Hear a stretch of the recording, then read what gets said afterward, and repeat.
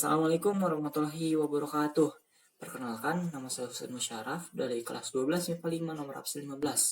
Nah, di sini saya akan mempresentasikan mind map yang telah saya buat minggu lalu mengenai materi pendidikan agama dan budi pekerti, yaitu iman kepada qada dan qadar.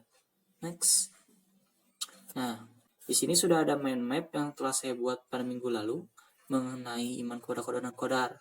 Namun ada kalanya mind map yang telah saya buat ini kurang lengkap. Oleh karena itu, mungkin saya perjelas lagi beberapa hal berkaitan dengan iman kepada qada dan qadar.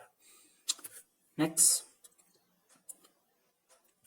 Nah, di sini sudah ada pengertian iman kepada qada dan qadar yang akan saya jelaskan nanti. Dari nakli iman kepada qada dan qadar menurut Al-Quran dan Al-Hadis, macam-macam takdir menurut agama Islam, dan hikmah dan manfaat serta perilaku atau cerminan dari beriman kepada qada dan qadar.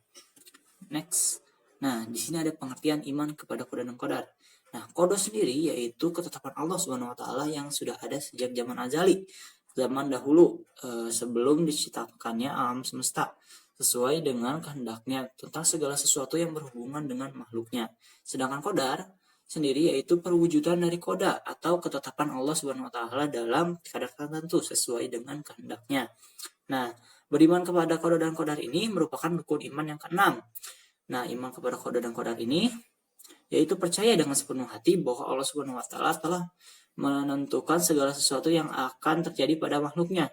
Setiap manusia telah diciptakan dengan ketentuan-ketentuan yang telah diatur nasibnya sejak zaman ajali atau zaman sebelum munculnya makhluk hidup atau alam semesta.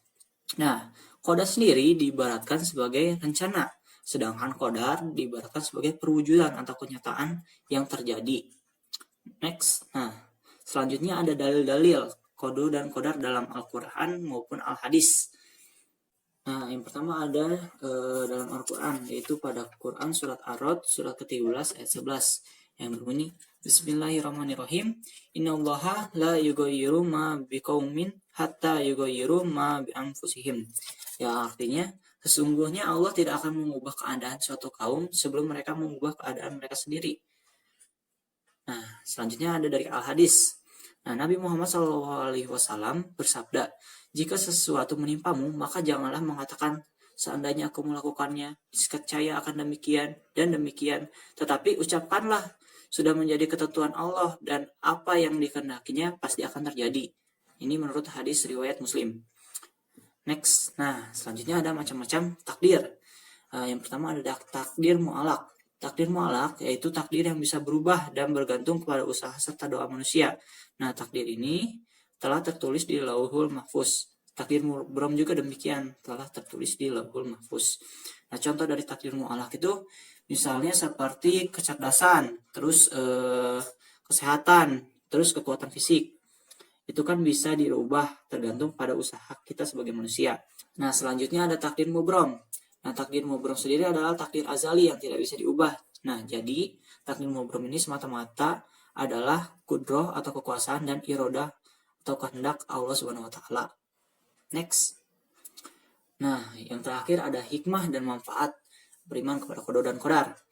Yang pertama, membuat kita senantiasa bersyukur kepada segala nikmat yang telah Allah berikan kepada kita.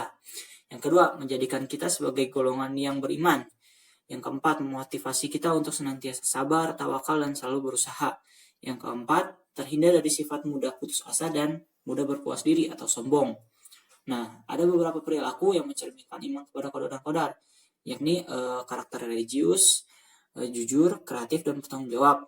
Nah, selanjutnya yang sempat disinggung juga di peta konsep saya, yaitu ada kaitan takdir, ikhtiar, dan tawakal. Nah, takdir sendiri adalah pilihan hidup yang bisa dipilih manusia. Jadi, takdir sendiri adalah tujuan hidup manusia yang bisa dipilih dan manusia itu harus bertanggung jawab akan tujuannya tersebut. Nah, lalu ada ikhtiar. Ikhtiar itu adalah bentuk usaha manusia tersebut untuk mewujudkan tujuannya. Nah, selanjutnya ada tawakal.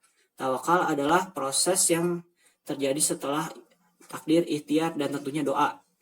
Nah, tawakal ini adalah bentuk berserah diri kita, menyerahkan diri kita kepada Allah Subhanahu wa taala. Jadi kita sudah berusaha, sudah juga berdoa, dan segalanya hasilnya itu ditentukannya nanti kita serahkan kepada Allah Subhanahu wa taala. Nah, mungkin cukup sekian yang dapat saya sampaikan. Mohon maaf apabila banyak kekurangan atau kesalahan kata. Wabillahi taufiq wal hidayah. Wassalamualaikum warahmatullahi wabarakatuh.